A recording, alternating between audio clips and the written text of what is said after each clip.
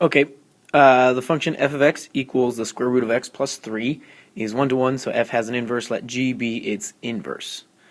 What is an equation of the line tangent to g at 2 comma g of 2? So they're asking us to find an equation for the tangent line. So that means I have to use y minus y1 equals m times x minus x1.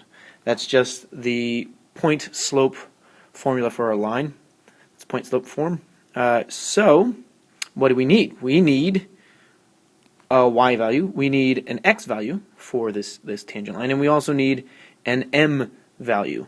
We need the slope. Okay, and this is all for g, because we need a point that's on g but also on the tangent line. But luckily, if I drew a function like this and I had the slope there, this ordered pair is both on g and on g prime, and on that tangent line. So really what we need is a point, an x value and a y value from g. So that's what we're looking for. So I know that for g I have 2 comma g of 2. And that means the 2 is our x1. This is an x1 value, x1. That's 2. We don't know what that is. We don't know what g of 2 is. But it tells us that we have f, and that f is the inverse of g, and g is the inverse of f. So if we're focusing on f, we think about it this way. Well, if they're inverse functions, we know that these switch around. So I just took these two things and I switched them. And this point is on f, except for I still don't know what g of 2 is. However, I have something that I can plug in. This is a y value. So on f, I actually do have a function.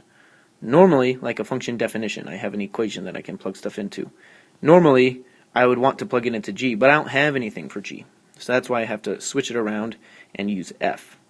So this is a y value, this is an x value. I have no idea what that is still. So I don't know. The y value is 2, so I'm going to replace f of x with 2, because the f of x is our y value. So I'll say, I'll do it in green, 2 equals the square root of x plus 3. Square root of x plus 3, okay, that's right. Since it's the y value, now I need to solve for my x value, because that's what that will be. So you could guess and check, but this one's a little bit easier to do. So I'm going to square both sides. And so I get 4 equals x plus 3, and then subtract 3. So x equals 1. That's very nice. But here, our x, so this is equal to 1. For f, the x value is 1. So this is 4f. But we know that f is the inverse of g, and g is the inverse of f. So this actually is 1. And that's my y1 value. That's usually the hardest part to wrap your head around. So now on g, for g, we have 2 comma 1 as an ordered pair. And it's on g, and it's on the tangent line to g. I just made that graph up, but that's what it would look like, sort of. So, now what?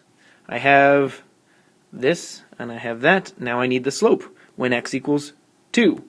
But I need the slope of g, so I would take the derivative of g.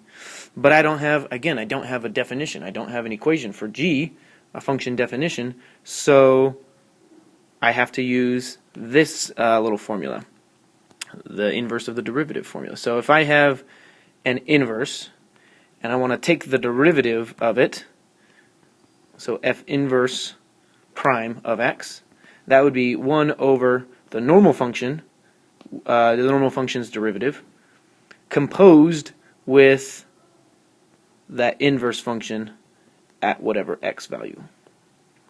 So, in this case, I don't have f and f prime, I have f and g. So anywhere there's an f, sorry, not an f and f prime, an f and an f inverse. I don't have an f and an f inverse, I have f and g. So anywhere there's f inverse, I'm going to write g. So anywhere there's an f inverse, I'm going to write g. So really, what I'm looking for is g prime of x and that's 1 over f prime of g of x. But I also know that I'm plugging in 2 here and here. So I do that. G prime of 2 will be 1 over f prime of g of 2.